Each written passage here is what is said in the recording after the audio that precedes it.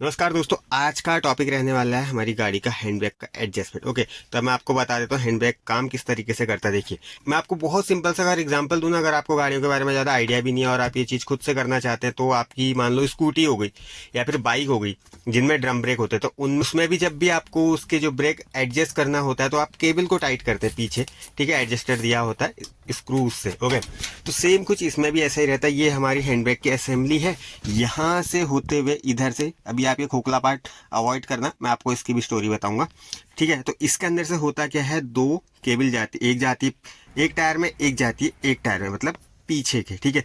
तो हम क्या करते हैं, जब भी यहाँ से हम हैंड ब्रेक को पुल करते हैं तो जो केबल होती है, जो ब्रेक लाइनर होते हैं उनको खींच लेती है और वो लाइनर ड्रम को पकड़ लेते हैं। तो इस तरीके से जो ये रियर जो हैंड ब्रेक होता है उसका काम हमारी गाड़ी में होता है। बट ओवर द टाइम क्या होता है, मान लो आपके ब्रेक शू है जो वो घिस जाए, मतलब ब्रेक लाइनर घिस जाए, ठीक है, तो आपका जो हैंड ब्रेक का डिस्टेंस है ना वो बढ़ जाएगा, मतलब आपका हैंड ब्रेक भी आपको थोड़ा ढीला फील होगा। ओके, उसके अलावा मान लो एक रीजन ये भी हो सकता है कि केबल ओवर द टाइम थोड़ा बहुत खींच गई है, तो वो भी आपका हैंड ब्रेक थोड़ा बहुत जो डिस्टेंस है वो बढ़ जाएगा, ओके, लगने का, तो आपको फील होगा कि आपका हैंड ब्रेक ढीला है।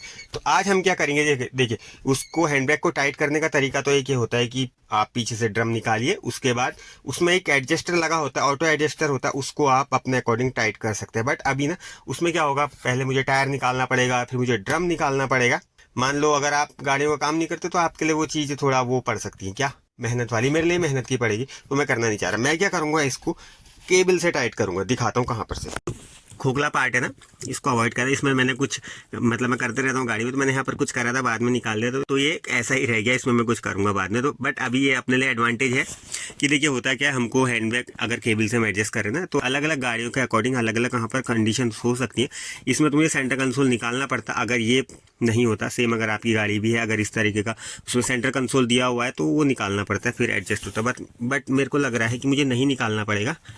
अब मैं आपको दिखा देता हूँ इसमें जो एडजस्टर स्क्रू होता है वो कहाँ होता है। तो इस तक की रीच मिल गई मेरे को, यहाँ से तो दिख नहीं रहा, बट कैमरा डाल लो तो दिख जा रहा है। अब मेरे को क्या करना है, बस इसको 10 mm का स्क्रू है ना ये वाला, इसको मुझे टाइट कर लेना। चलो अब ये चीज़ मैं आपको करके दिखाता हूँ। चलिए, अब अपने पास ये 10 mm का यहाँ पर टी स्पैनर है, ओके, इसी से हो पाएगा, अदरवाइज हमें पूरा सेंटर कंसोल निकालना ही पड़ेगा। तो चलिए जी, अब करते हैं इसको अपने अकॉर्डिंग एडजस्ट। यहाँ से आपको दिख रहा है, मेरे को कैमरा लगा के ही दिख रहा है, ये है, बट जैसे तैसे कर ही लेंगे, इतना खोलने के बवाल से अच्छा मैं इसको यहाँ पर एक बार फिट करके देखता हूँ।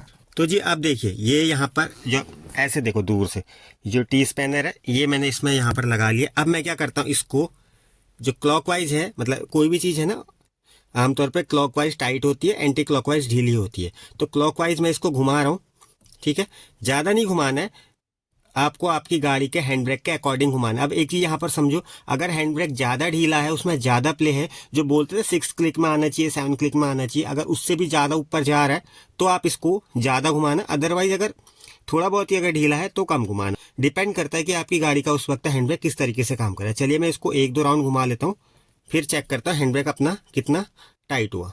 ओके, चलिए मैंने ऑलमोस्ट इसको थोड़ा सा घुमा लेता हूँ, और आप यहाँ नोटिस करना, इतना तो पता नहीं चलता है, बट ये केबल भी थोड़ा खींचती है इसके साथ। ओके, तो चलिए अब एक बार हैंड ब्रेक चेक करते हैं, घुमा लिया इसको। चलिए तो आप चेक करते हैं अपना हैंड ब्रेक कुछ टाइट हुआ है या नहीं। ये देखो हुआ है ना, ये देखो कितने क्लिक्स मारा पहले। देखिए मेरा हैंड ब्रेक सही काम कर रहा था, 6 क्लिक, अगर आपने और वीडियो देखी होंगी उनमें बोलते हैं 6 क्लिक 7 क्लिक नॉर्मल होती है, 6 क्लिक तक नॉर्मल होती है, ओके, मतलब एक्सीलेंट होती है बोलते हैं। चलिए पहले भी उतना ही आ रहा था, बट मेरे को था कि थोड़ा टाइट होना चाहिए और आपको बताना भी था।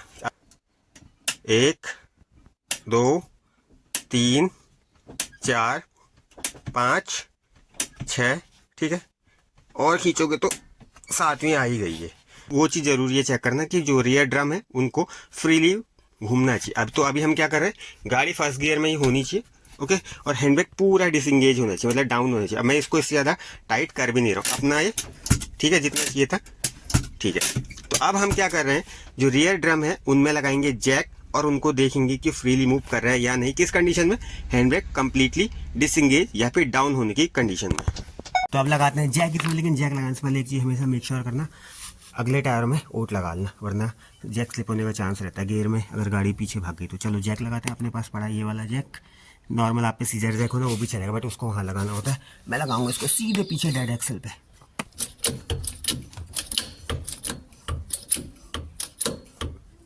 उठ गया टायर। अब देखते हैं इसमें फ्री घूमना चाहिए टायर पूरा। हाँ ये देखो पूरा फ्री है। अब एक बार मैं आपको हैंड ब्रेक इंगेज करके दिखाता हूँ। हैंड ब्रेक एक बार इंगेज, अब देखो टाइट। अब सेम प्रोसेस करते हैं उसमें, एक बार डिसंगेज करके इसका फ्री जो मूवमेंट है ना वो फिर से चेक कर लेते हैं। Hand brake down, tyre rotation free होना चाहिए बिल्कुल। ये लो बिल्कुल फ्री, ओके। अब करते हैं दूसरा टायर चेक सेम। इस जैक का एडवांटेज यही है, ईंटों की ना साइड चेंज कर लेना, उसको लगाना इस टायर पे।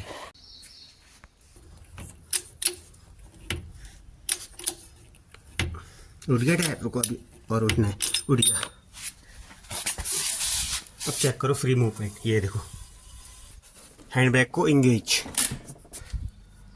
हो गया लॉक। अब करते हैं डिसंगेज। ये लो डिसंगेज करने के बाद बिल्कुल मस्त घूम रहा है। ये रहा हैंड ब्रेक अपना, इतनी फ्री प्ले इसमें है।